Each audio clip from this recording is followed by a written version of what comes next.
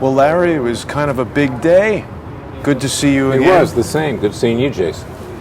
So today was your FOIA hearing in the... Why don't you tell us exactly what Freedom it was of about? Information Act. And that was before Judge Emmett Sullivan. Mm-hmm. He's a very nice man, nonpartisan judge. He's a Democrat, interestingly enough, but he has the guts to stand up to his own party and to other people. And we had filed a FOIA request with the Office of Special Counsel about 5 months ago. And what we were looking for were the communications between Mueller's office and the media. And under the Freedom of Information Act, that can't be privileged, it can't be exempt. It's public. It's a very simple case. And I said to the judge, I said, you know, when I was a Justice Department lawyer, they taught us KISS, keep it simple, stupid. That was the litigation mindset. You know, like if the glove don't fit, you must quit. You know, it stays in your mind. So I said, that's what we did, Your Honor. This is very simple. When the government's delaying, Mueller's delaying, he doesn't want the documents to come out before he indicts more people, before he sends an impeachment report to Congress. And the government lawyer got up, and he looked a little bit like the lawyer in My Cousin Vinny. I feel sorry for him. He's a young kid, you know, but he was stuttering, he was nervous. He was. And he made no sense. But at some point he suggested, because his supervisor, Marcia Berman, was sitting there. You know, I've litigated against these people for decades. They're very leftist. This is the deep state. And she's like the puppet master, and he's the marionette. And so he's saying, oh, we'll produce, but there's all these problems. We got to work it through these different offices, and then we'll produce 1,000 pages a month. And the judge goes, what? That'll take 10 months. There's about 10,000 documents. Make a long story short, the judge ordered all the documents to be produced in 90 days. They'll come out right after Labor Day. And that's a really good time, actually. You know, I wanted it a little shorter period, but I understand. Judge, I think, made a very strong ruling. And when those documents come out, I'm certain they're going to show grand jury leaks, which are criminal, and that'll be the end of Mueller. And of course, Mueller will just be cranking up around then with his impeachment report, sending it out, you know, to influence the fall elections. And, he'll probably have some more indictments. It's been rumored that Roger Stone will be indicted and others. So it's a good time for it to come out. And I think that, frankly, I think it'll be the end of Robert Mueller. Wow. And I got to apologize, Larry, to you and our viewers. Contrary to the audio situation, we are not at the airport right now, and when I set this up, it was totally silent out here, but we've got some air traffic at this time in the afternoon, so hopefully that won't be too bothersome. I have to say, it was really remarkable to see you in the courtroom today, because all the things that you're describing, I was watching very carefully. I haven't been to that many court proceedings, but obviously when the judge came out, you and he knew each other. There was a very familiar exchange. You were confident, you were poised, you were very easy to hear and understand, and that confidence, it exuded in everything that you said and did. And as you just mentioned, when Mr. Dugan came out, the defense attorney for Robert Mueller's Office of the Special Counsel, he was nervous, he was stuttering, as you said, he displayed a few physical tics, not impressive at all. Yeah, it's sad. I mean, he's a good kid, but the problem is he's a kid, and what they do is, here's the game. Okay, this particular section of the Justice Department, the Federal Programs Branch, was severely sanctioned by Judge Hainan several years ago, about 2-3 years ago, over the amnesty cases, which invalidated Obama's amnesty for 5 million illegal aliens. This was in the Southern District of Texas before Judge Andrew Hainan, and they lied to him. And it's sad, and I didn't want to take any shots at the Justice Department because both the judge and I are alumni, and there was no need to. But they put these kids out there basically to do the dirty work of the deep state. And the agencies, in this case the FBI and the Office of Special Counsel and the Justice Department, They tell him one thing about producing documents. It's undoubtedly not true. I mean, he's going out there and saying things that aren't true. But it puts him in a position of saying what they want said without him perjuring himself because he didn't know. Yeah, it's like, I know nothing, you see. And then his supervisor's sitting back there, Marsha Berman, who's, orchestrating this whole thing, and she's very, very leftist. Right. This section has been very pro-Clinton, very pro-Obama, very obstructionist, and they've been caught lying a number of times. Wow. In cases that I've had. Wow. And you weren't present for this, but after the hearing ended, I went outside and Mr. Dugan and Ms. Berman were there, and I simply asked Dugan, how did you feel it went? What did you think of the judge's decision? And he was about to answer me, and She pulled him away. She pulled him away. She said, no answer. Yeah. No comment, and they left. Well, with that section of the Justice Department, it's a little bit like Perry Mason, and Paul Drake, is that I've been litigating against them for 25 years, and I know them inside and out. It's the same people. We've grown older together. We don't fight in a nasty way, but I hold their feet to the fire because they are representing the interest of the left, of the Democratic Party, and they don't care about nonpartisanship. On the other side of the coin, we have this judge. I think you can see he's a good judge and he's a good man. Thoughtful man, yeah. Yeah, and he made rulings that are against the party that appointed him in some Judge ways. Sullivan. And I pointed it out to him. I said, Your Honor, I had you for the Cheney Energy Task Force. I'm a Republican, a conservative, but I held Cheney's feet to the fire because he was covering up what they were doing behind closed doors with energy companies. They were dividing up oil fields in Iraq. That's the kind of stuff they were doing before the Iraq War. Wow. And, with American companies. And it foretold, that needless war in Iraq. It was such a waste, of human life. That's amazing that somebody like Dick Cheney gets away with such egregious and horrendous. I mean, there's documentation of all this, and yet he's just walking around getting heart transplants, pacemakers. Well, and I also brought another lawsuit against him when he was at Halliburton. Actually, he was vice president at the time, but what happened was when he was there, and they cooked the books at Halliburton with the same accounting method that Enron used. Oh, yeah. From Pete Marwick and Mitchell. And it was kind of funny because that was the Enron scandal, and all these companies were inflating their profits to get more investment. And George W. Bush goes out there and says, we have a special fraud section in the Justice Department that's going to deal with these people. And I don't care who's involved, we'll hold them accountable. So I sued Cheney the next day for stockholders of Halliburton. It was a derivative suit and because they were harming the company with their illegal accounting practices. And the first thing I said was, the press asked me, why did you sue Cheney? You're a Republican, you're a conservative. And I said, well, I'm nonpartisan, but the president said it was okay. So he was going to hold everybody accountable, so we're holding them all accountable. But that's the story in Washington. It doesn't matter whether it's the Democrat establishment, the Republican establishment, it's corrupt to the core. They're both corrupt.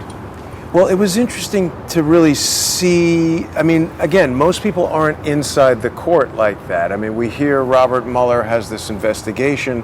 I mean, the thing that kept going through my mind is it was a chess game. And in your case, or a poker game, I really felt like you could feel your mastery of the game and just that familiar conversation. You and the judge were almost reminiscing about some of these past cases, and I could tell it was intimidating Dugan because he was just like, the rookie on the field, and here you guys. Yeah, we're going to have the transcript. You're going to have it up on your website. I'll have it up at freedomwatchusa.org, but you had to get the dynamics of the interaction because I knew that I was going to win that hearing. I knew I was going to win it, not just because it was a simple hearing in terms of the law, but you have to know the judge. You have to feel the aura of what's going on. And at one point when we were kibitzing with each other, joking with each other, he said, motion granted, And before you even started presenting, right? So I knew, and I know also sometimes you go into court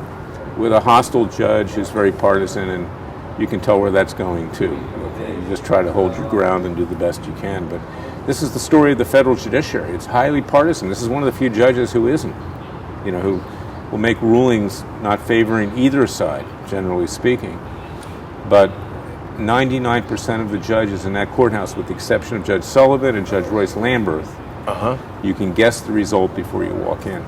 And Judge Sullivan mentioned that there's more FOIA cases being heard in that court than anywhere else. I mean, it makes sense. It's all stuff from the government there in Washington, Right, that's D.C. one of the specialties of this court. It's government regulatory cases, FOIA cases, revolving around the government.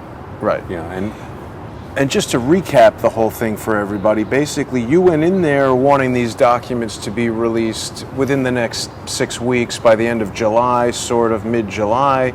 Mr. Dugan was talking about a year or more, just dragging their feet the whole way.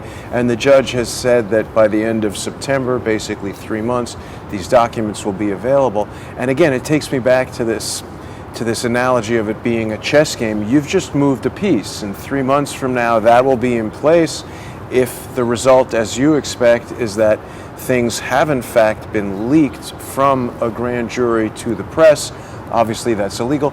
But Larry, speak for a minute about the special counsel's office ability to obfuscate anything that might be illegal. They obviously don't want to hand you evidence that's going to hang them up to dry, right? Right, I mean, there'll be more fights, I'm sure. They're going to redact, which means they're going to black out portions of it, I'm sure. And it'll be totally improper in this context because this is public information. I cited a case, not that I needed one, it's just common sense. It was written by Justice Ginsburg when she was on the D.C. Circuit, when she was on a lower appellate court. It said that you don't have a FOIA exemption if the information is otherwise public. So once you're communicating with the media, it's public. Yeah, so why can't this stuff just come out right away? Why does it even need a hearing and all that? It shouldn't. And that's one of the great outrages in our system, is that, you know, there is, I mean, to be honest, I'm being complimentary of this judge because he's the best there is in that context. Being a Clinton-appointed Democrat judge is courageous. You know? He's been there for a while. Yeah, he was actually appointed by George Bush to the Superior Court of the District of Columbia before Clinton appointed him. But these judges are creatures of the establishment. That's how you get your job. If you say or do something that ruffles feathers, you may never get confirmed as a judge. So they're very deferential to the government. And the government came up with all this, you know, song and dance as to why we needed more time. They wanted a year or more, and the judge said, no, you're going to get 3 months. And I'm happy with that because, I mean, you got to be a realist here. And, you know, he is a Democrat-appointed judge who just made a ruling that is going to hurt the Democratic Party.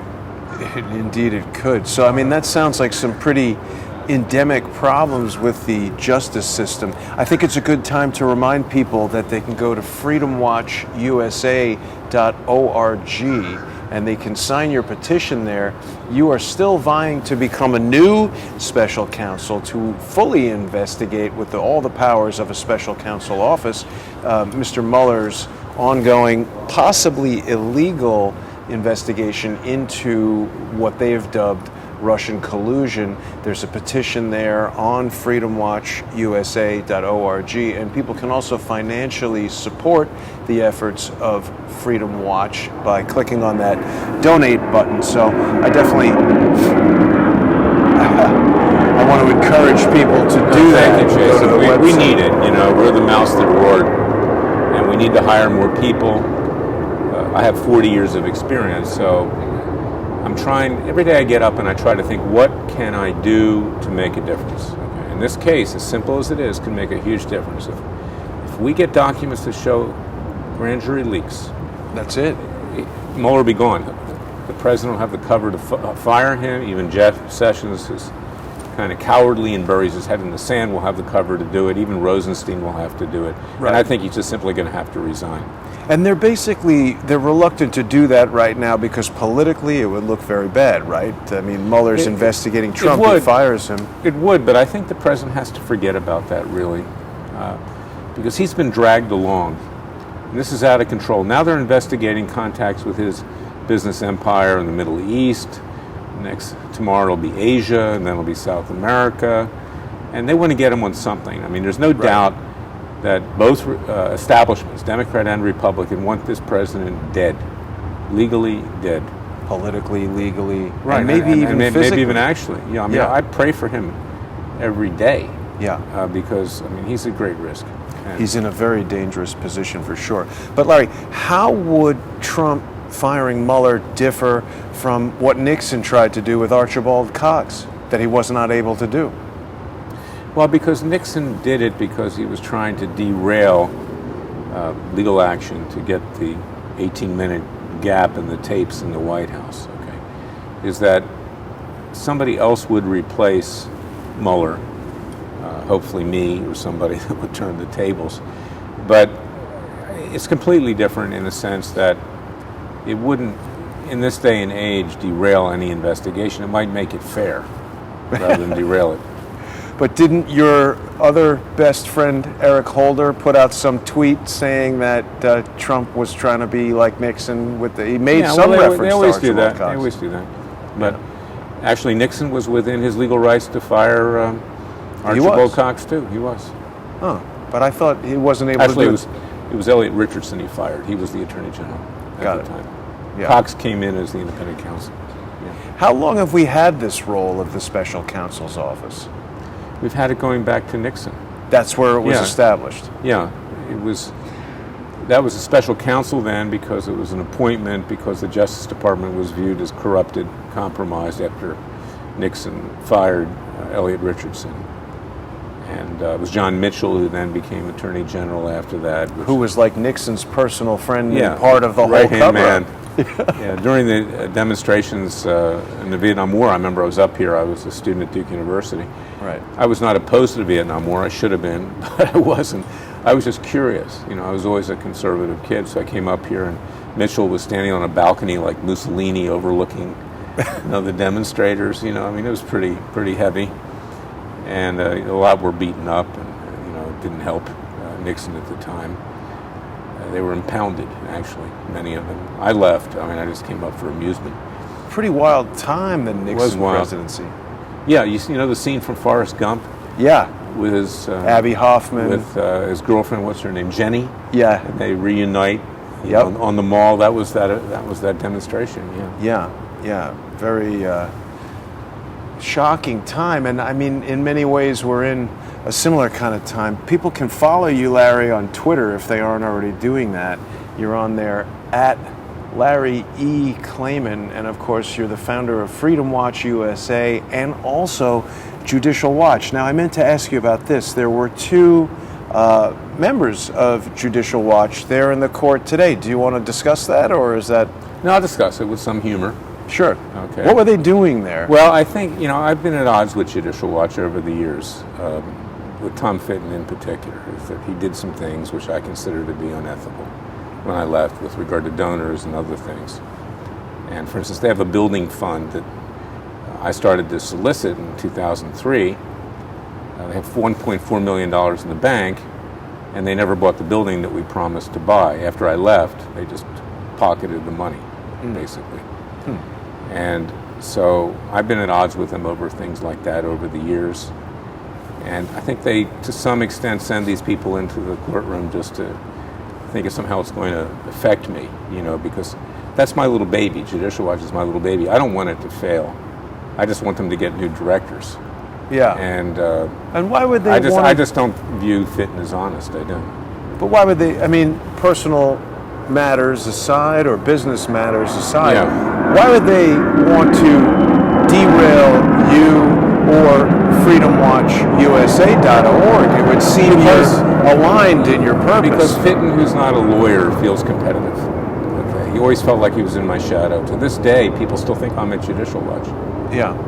Particularly when I walk around Washington, D.C. This is my town, in effect, even though I don't live here full time anymore. I'm here a lot. But it's unfortunate because I groomed Fitton and I groomed Paul Orphanides, the other director, to take over. I knew someday I wanted to go off and do something else. Right. I went off and I ran for the Senate in Florida. Right. And then I started Freedom Watch. I realized I was better from the outside. But Freedom Watch does what Judicial Watch used to do by and large. We bring hard-hitting cases. And this may answer your question in another vein, is that Judicial Watch focuses on freedom of information because it's easy. Fitton's not a lawyer, so that's easy. And they don't really have trial lawyers working for them. I'm a trial lawyer. And so I think they were interested to see what was happening in my case. They may have some FOIA requests that are in front of Judge Sullivan. I know they did before with Umar Abedin and Benghazi. So maybe they were interested, but I think they also come in because they think it's going to upset me in some way because of the sad history I've had with Judicial Watch in the last 14 years. I'm sorry to hear that. It seems like the two groups could be, believe me, I know what it's like to have people close to you wrong you, and it's very difficult for me personally to get over. But it's unfortunate in this particular case because it seems like the two entities would just be stronger together, and I hope they are. It would. And, you know, one of the reasons I love President Trump is that he says what's on his mind. He doesn't sugarcoat it. I appreciate that about you. He doesn't feed bullshit, Right. okay? So you asked me what I thought with regard to Judicial Watch. I gave you my honest opinion. Yeah. I don't think the directors are very honest people. I'm sorry to hear that. Yeah. So let's talk a bit about, there was some pretty shocking news coming through today with regard, I mean, obviously everything going on with the FBI 2017, or even, you know, since James Comey came into public view is absolutely crazy. There was this particularly interesting set of articles on True Pundit earlier today.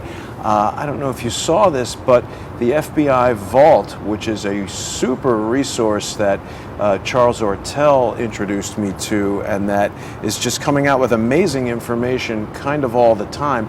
They've released a series of documents in the Jeffrey Epstein investigation, and these documents detail sexual battery, child prostitution, and some of the other shocking things that we know Mr. Epstein, or we've heard, of course, that Mr. Epstein was involved in. This is going to be hard evidence, but even more shocking than that, once these documents are in the public domain and everyone out there in the world can view them, we get effectively a worldwide crowdsourced investigation.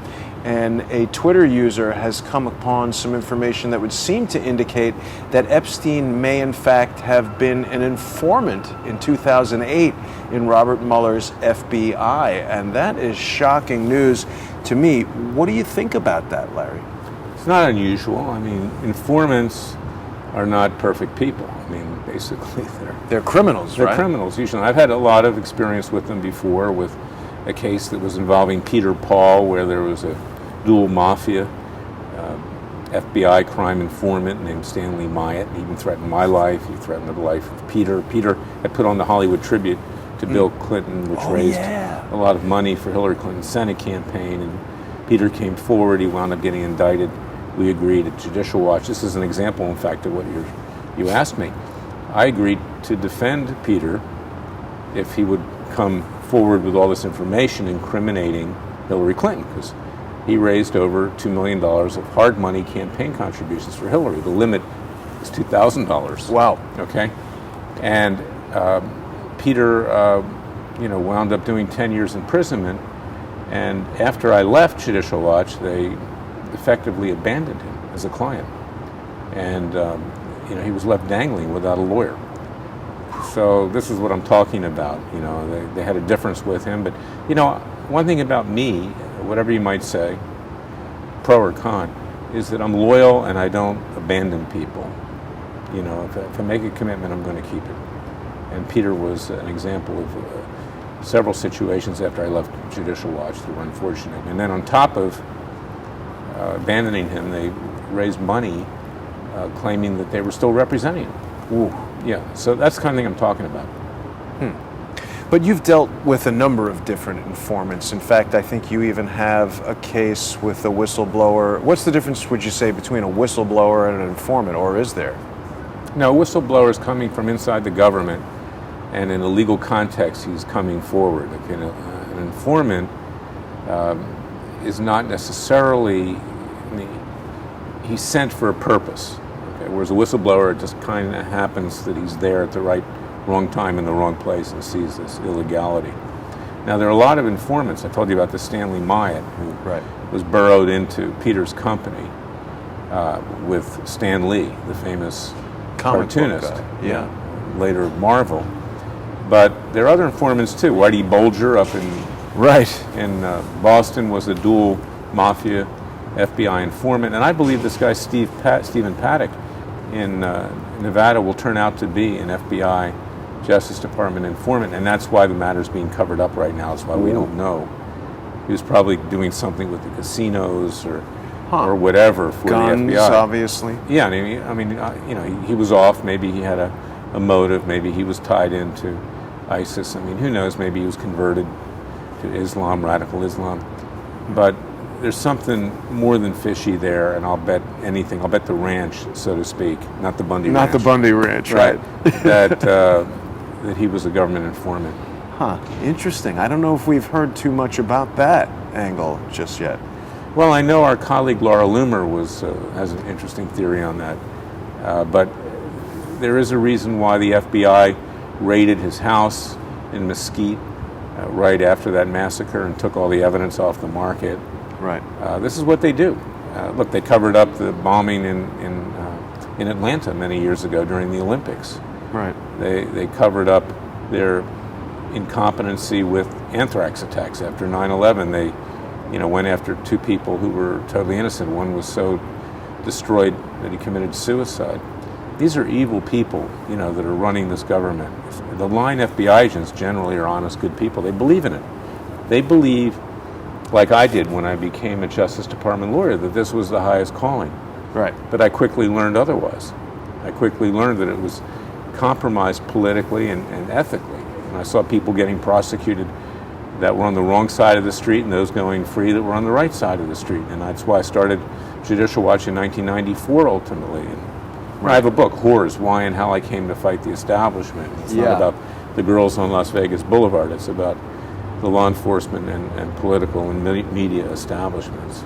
And what you're talking about right now is really the most important reason why people should go to freedomwatchusa.org and not only sign the petition to get you appointed second special counsel to remove Robert Mueller, but to financially support the work that you're doing, because I absolutely can, although I've never been in law enforcement or anything to do with criminal justice, I can only imagine the level of disappointment that you must have felt wanting to make a difference as a lawyer and joining the Department of Justice only to learn what seems like an insurmountable level of corruption. And I get emails from people all the time with that concern, and I think all we can do is just keep on fighting the good fight. Well, and you mentioned that things are as bad as Watergate. No, things are much worse than Watergate. Yeah. The whole system has collapsed. The sense of honesty, of ethics, morality is gone. And it was John Adams who said 13 days before signing the Declaration in my birthplace of Philadelphia, without ethics, morality, and religion, there will not be a lasting liberty. Doesn't matter how many times you change your rulers or forms of government, you won't have the freedoms that we fought for. And right now, we are on the edge. We are really on the edge. And that's why President Trump has to even be stronger than he is. He's got a clean house, and that's what he promised. And I believe that he will do it. But I also believe that he's been getting bad advice. And the advice is, and I understand the tendency because I seem to have it too. I'm an optimist. You think that if you're going to be nice to somebody, that if you play by the rules, that if you're respectful, that things will work out. I saw him yesterday with Rod Rosenstein at an event dealing with MS-13, and he was complimenting Rosenstein. And I said, why is he doing that? Yeah. Why is he doing that? It's very disingenuous. It's not Donald Trump, Rosenstein is a corrupt criminal. In a huge, bad way. Yeah, and you shouldn't be even complimenting him in the slightest. You should be firing him. He's agree. an easy one to fire. How do we explain that? Why is he doing that? Why does he not fire Rod Rosenstein? Because he's being told by his so-called lawyers, Giuliani? including Giuliani now, that I'll work it out. I'm part of the club. I'm part of the establishment. Don't worry. Be patient. Well, how patient do you have to be when, over a year down the line, this investigation is exploding of Mueller. Yeah. I mean, it's much bigger than it was before. It's clear they want the president's throat. So somebody's got to tell him the facts of life, and I think he knows them, but he's hesitant to pull the trigger. But I believe he has to pull the trigger at some point. And if not, that's why my case is so important that we talked about with Mueller, because that'll give him cover to pull the trigger.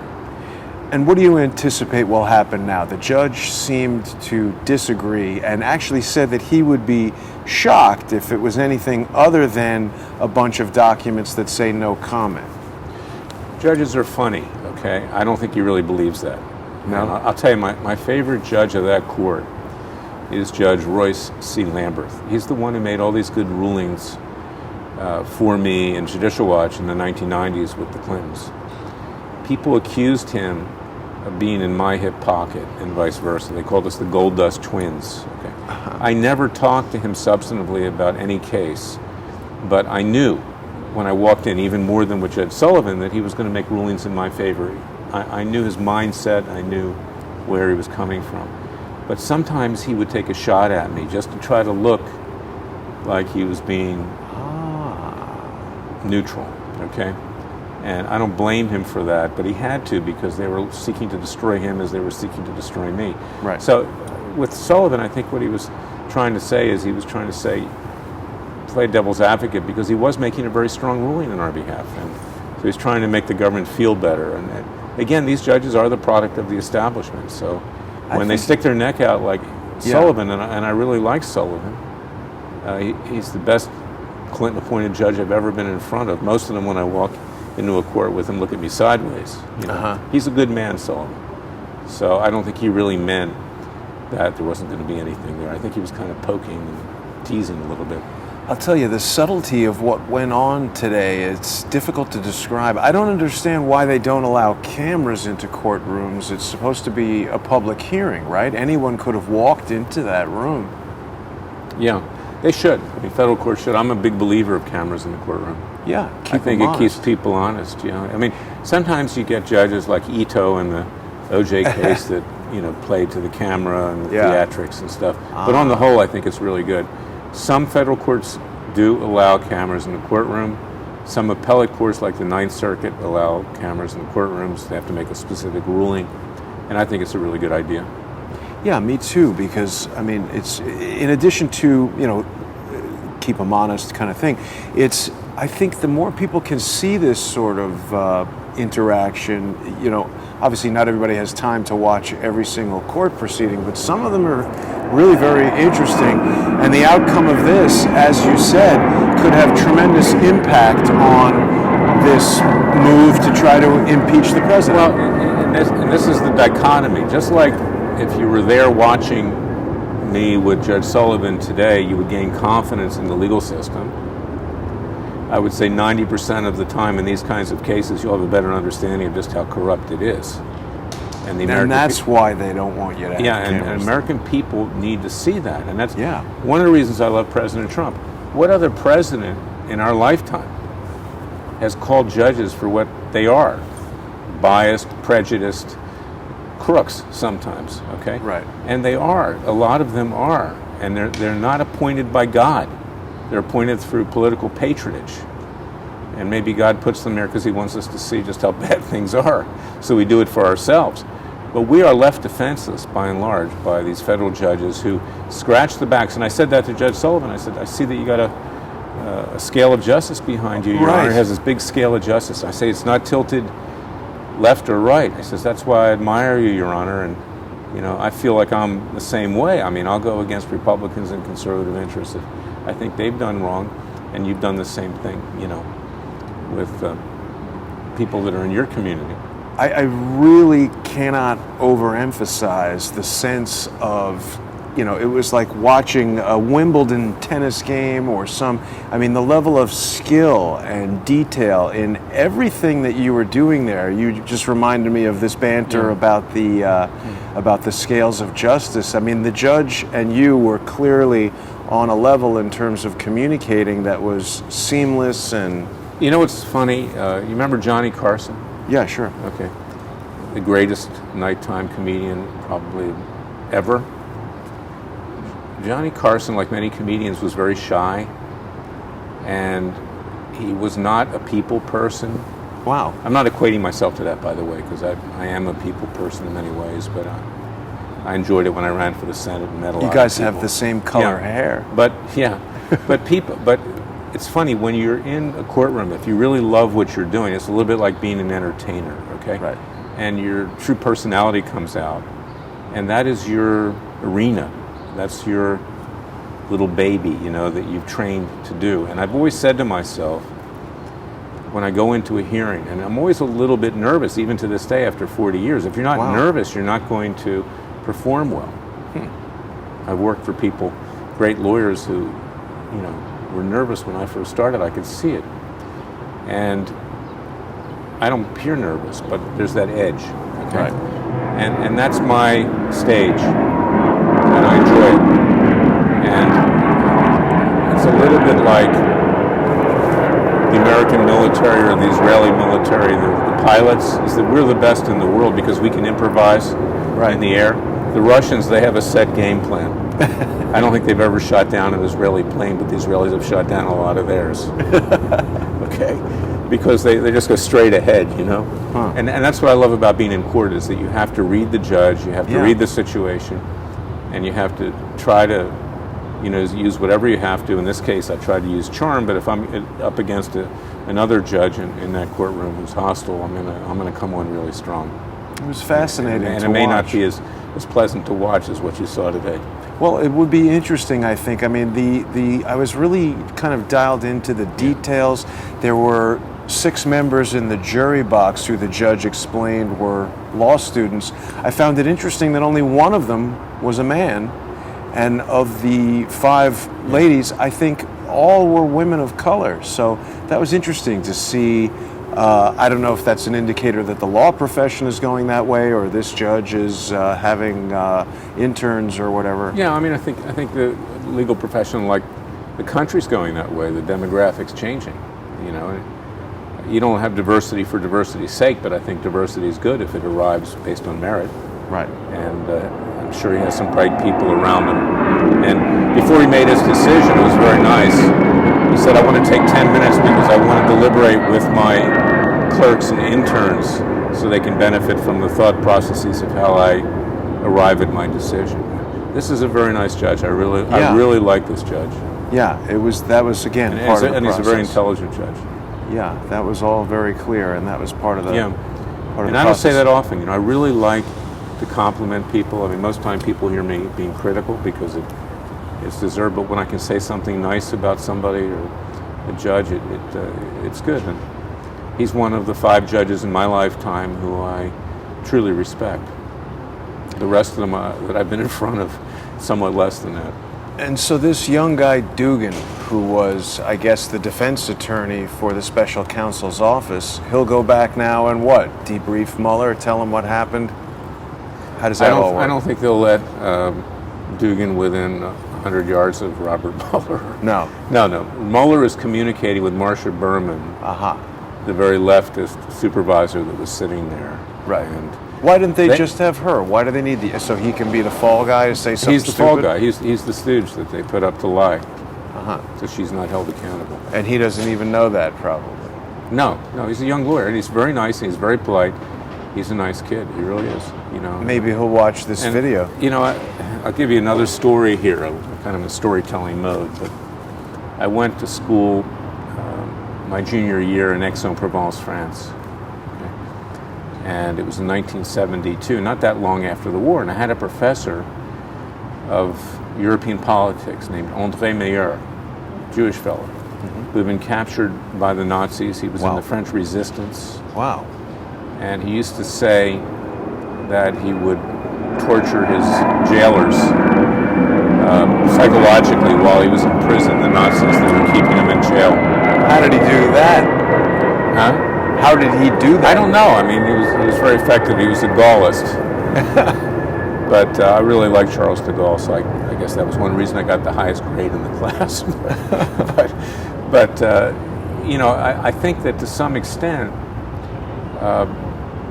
this poor kid is being tortured in a way. And he's being hung out to dry. So sometimes I say to these young lawyers, I said, I was a justice lawyer, and I got to tell you, I learned a lot when I was there, and you're not being treated properly. You said that to him? I've said it to him. I've said it to others. I said, just be careful that you don't lie for the superiors, the establishment in the deep state. Don't get yourself in trouble for them. Right. Okay, because they don't care. They'll burn you at the stake. And you guys have to have an independent mind. I've said that to many young justice lawyers of the federal programs branch in particular, because they're abused. I mean, in some ways they're psychologically abused by sending them out there to lie on behalf of their superiors. And how do they respond to that kind of comment? With skepticism. I mean, I think they have to learn it the hard way. They think that you're trying to psych them out or something like that. Some people are, resent it. I think Dugan actually understood what I was saying. And there was another one named Schneider a while back who they sent out. I was trying to get an Inspector General investigation of Bundy, what was going on and misconduct. I think he understood, but their hands are tied, and they don't want to be fired. They don't want to be demoted. Of course, you can't get fired in the government. You just get demoted. And then you don't have to do anything. You get full pay. It's kind of good. They just put you out to pasture. But the nature of government people, the ones that'll stay a long time, they're not going to take risks. I think we're under attack, Jason. Something's happening. Yeah. So if they have in their mindset that they're going to be at the Justice Department for a long time, they're going to go along to get along. Right. Yeah. And that seems to be a big part of the problem. Yeah. I didn't, but I had clashes with my chief. And that gets you sort of ostracized pretty quickly. Oh yeah, I was assigned to seizing trash bins, I think, for 6 months because I stood up to the chief. Wow. When I was at Justice. One of them, the assistant chief, was very supportive of me, but I was sent out on a case against Hertz Corporation, holder in due course rule, and I did all the work, and the older woman lawyer who was supervising me was taking pot shots at me when I wasn't there, and I just exploded, and I think the chief was having an affair with her, so I was relegated to trash bins for 6 months. Wow, it seems like there's a lot of this going on. Stroke and Page, and everybody's supposed to be tending to investigations and legal matters, but they seem more interested in doing the wild thing. Yeah, it's like the court of Louis XIV, basically. Yeah, yeah. That's government. I mean, when I first got to the Justice Department in 1979, and I was with a very prominent top-of-line law firm in Miami who taught me how to do things the right way. But I wanted to be with justice. That to me was, a noble thing. I wanted to do it for a couple of years. And I got there and I realized that these people didn't really know how to litigate. They couldn't even keep a file, most of them. Wow. And that's why it's important when you start your legal career, for those people out there that want to be lawyers, start as doctors do with the best lawyer that you can work with. Don't take necessarily the job that you really want. Go with a really good lawyer, and I was lucky to do that. But most of the lawyers in the Justice Department, frankly, are not that good, and they're not trained because they came out of law school and they didn't learn early the right way to do things. I mean, you're really describing some of the systematic, inherent problems, and you've said even just earlier in this conversation that we're at this critical juncture, we're at this point where there's so much corruption that even possibly honest, well-meaning people within the system aren't really able to make headway. There was something very interesting in James Comey's book. At the beginning of, I think, chapter 10, he talks about how he's never met Hillary Clinton, and he attributes that possibly to him being involved in the Whitewater investigation, and particularly investigating what he classifies as the suicide of Vince Foster. And he goes on to add that he was removed from the investigation after his infant son died of a preventable infectious disease in the hospital. And I just found it so odd and so out of place to put all this detail about his young son Do you think, Larry, I mean, I guess I shouldn't ask you to speculate, but it just caused me to think that even the most honest man, if something like that were done, if someone killed his infant son in the hospital right after he was born, and the Comeys have 3 other children, it seems like a level of influence over a person that would sway even the most honest man. Things like this happen, don't they? Yeah, I mean, you see a lot of people going through that, experiencing atrocities at war, and it changes their whole life. But you've had threats against your life. Yeah, and I've had threats against my family too.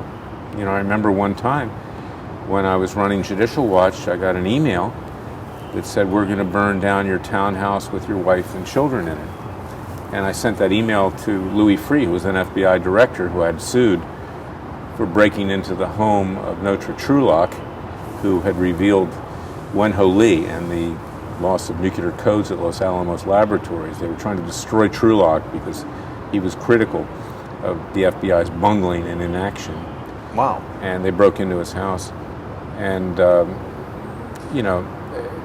people can go bad, and Freeh was a bad dude, okay, and Comey was a bad dude, and Mueller's a bad dude. Is that you come to Washington and you're bright-eyed, bushy-tailed, and you want to do the right thing, and over time, right, the corruption of the city gets you. There's an evil cloud hanging over the city, not just airplanes overhead. Every time I'm here, Jason, I tell you, I just have this kind of sick feeling. And, wow. I spent 25 years full-time here.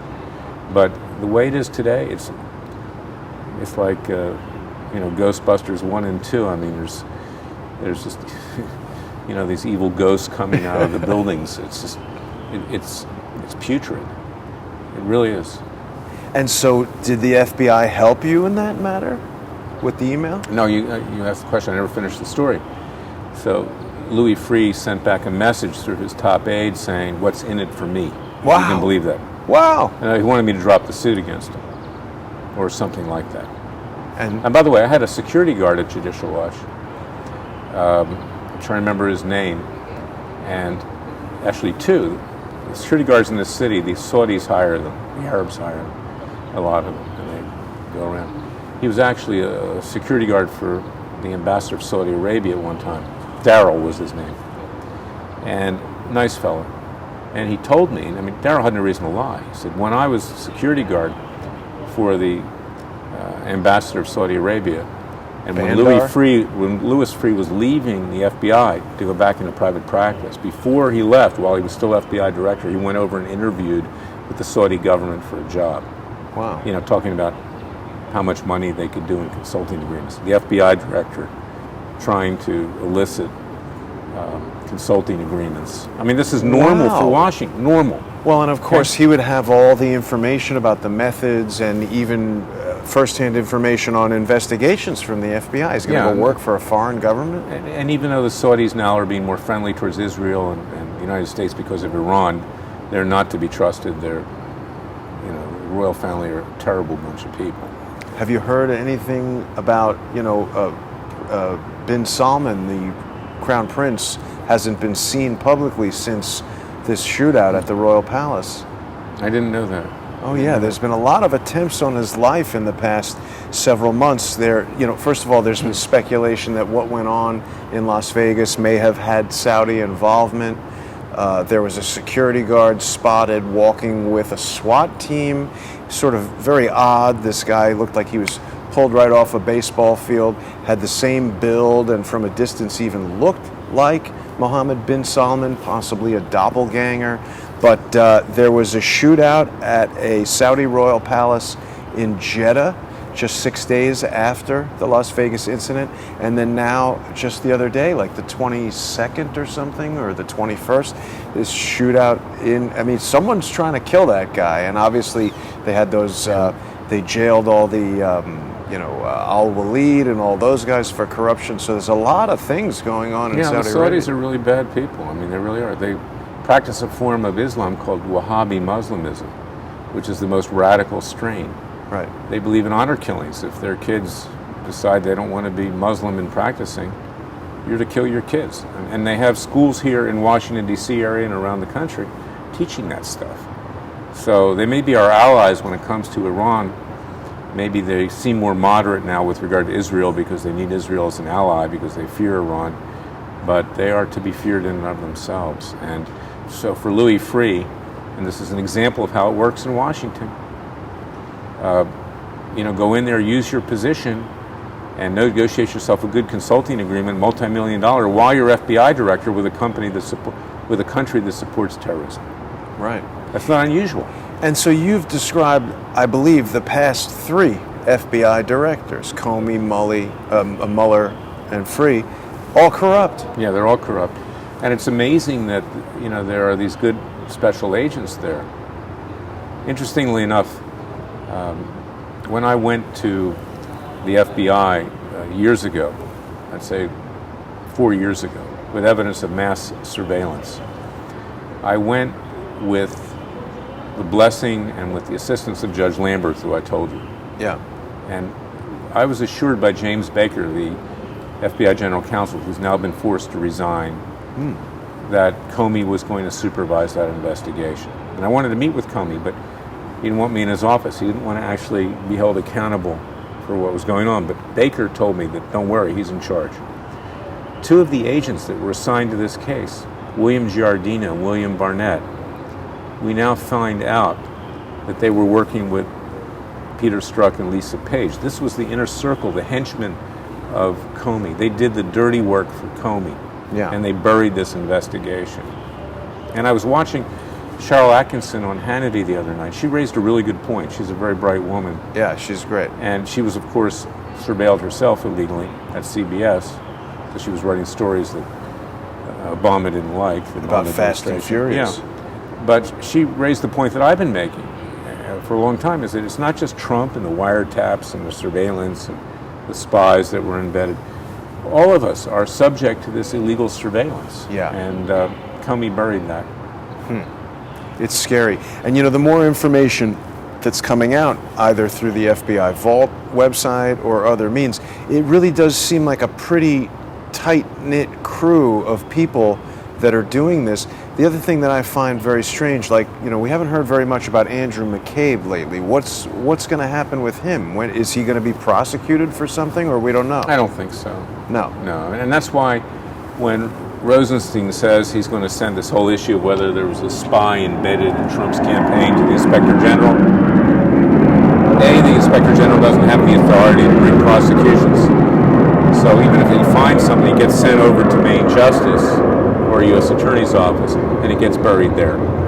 And they don't go against their own. There's an unwritten creed that we will protect each other. It's not going to happen. Wow. And, if McCabe does get indicted for something, it'll be relatively minor. Wow. I found it really interesting. I mean, I've spoken about this quite a bit. I'm not sure if you and I have spoken about it, but, right after he was fired, Andrew McCabe started this GoFundMe account, which the guy's a multimillionaire. He's driving a $250,000 Porsche. His wife is employed as, I think, a pediatric doctor. He started a GoFundMe account as if he's destitute, raised $500,000 in a matter of days. Yeah. No, this is Washington, D.C. There's so much money here. But that's somebody putting money in there for him to keep quiet, right? That's not just the general public giving. Well, during the Clinton years, all the people that were involved in the Clinton crimes and the scandals in the government, they all got promoted. Right. They weren't demoted, they were promoted. And that's another little piece of sugar that they can get for keeping their mouth shut or lying. Right. A job. Yeah. And just proof that you're the protected. The city is so corrupt. It's much worse than the American people know. Wow. And and that's why we need to educate, because we need to restore the ethics and morality and respect for the law of the country. Do you with feel good laws? You feel there's any chance of the swamp being drained, Larry? It might never be totally drained. It's kind of like working out. You got to work out, keep in shape. But I think that if we can get rid of Mueller and give the president a free hand, and I really would like to meet with him, and I think to some extent, this is interesting, I'll try to put it in the right way, the people in and around him are scared of me. okay, because they know that I'm nonpartisan. If I see something that's not right, I'm going to say and do something about it. Right. And I really love this president. I want him to succeed. I'm not looking for anything, but he needs to listen to me, and other people who really know what they're talking about.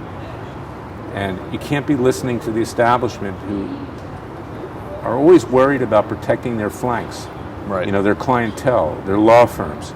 They'll only go so far. And I really want to meet with him, and I would urge people that are listening to this to send him emails or texts or letters and say, meet with Larry Klayman, because he and I think very much alike. I mean, I'm not sometimes as coarse as he is, but I don't mind that really, because I can see what is in the guy's heart. Right. Right. That's a little bit of a New York thing, Yeah. I think. Yeah. So people should definitely be going to freedomwatchusa.org. You can sign the petition there. Larry is trying to remove Robert Mueller as special counsel and replace him with an honest special counsel. You can also financially support Freedom Watch with the donate button, and that's really important because Freedom Watch is doing a lot of important legal work that nobody else seems to have the stomach to do, Larry. I certainly hope the swamp gets drained. You made a step in the right direction today with the outcome from that hearing, and I guess in September we'll know, hopefully, what's in those documents. It can be relatively what people might perceive to be a small case that can break the camel's back, so to speak. Right. And this stuff about the spine, about Steele dossiers, about fraudulent FISA warrants. Okay, you depend on the government for justice. If you depend on the government, you can forget it. Right. Okay, they're going to cover it for each other. But something like this, if those documents come out and if they show what I believe they're going to show, Mueller is going to have to resign, and he'll be out of there. Sort of like your checkmate move, right? People want Yeah. these big, devastating blows, but sometimes it's a tiny little slow leak that drains the thing. Well, like David and Goliath. I mean, Right. he killed Goliath with a lucky shot with a small little stone. I don't think ours is luck, but then again, David did have God behind him. I think we do too. That's right. And Larry, they say luck is the residue of design, and watching you in there today, it was like watching Thank you. Michael Jordan on the court in 1990 in Chicago or something like that. I really appreciate that. You're a good friend, Jason, and I feel the same about your talents here. I mean, you're great at what you do, and I can see you enjoy it. Thank you, Larry, and I do. I really always enjoy our talks, and I'm learning a lot from what we're discussing and what you're doing in the court there. So thanks again for your time. You're welcome. We'll be back together again soon. I want to look thank forward to it. everyone for watching. Remember to go to freedomwatchusa.org, and if you're enjoying the programming here on Crowdsource the Truth, please become a sponsor. It's very important. These trips to Washington, D.C., staying at hotels, etc., they cost money every day. So if you're watching, even $1 a month, $5 a month helps a lot. You can go to patreon.com/crowdsourcethetruth and become a monthly sponsor, or you can make a one-time sponsorship payment at paypal.me/crowdsourcethetruth. Thanks very much, everyone. I will see you tomorrow.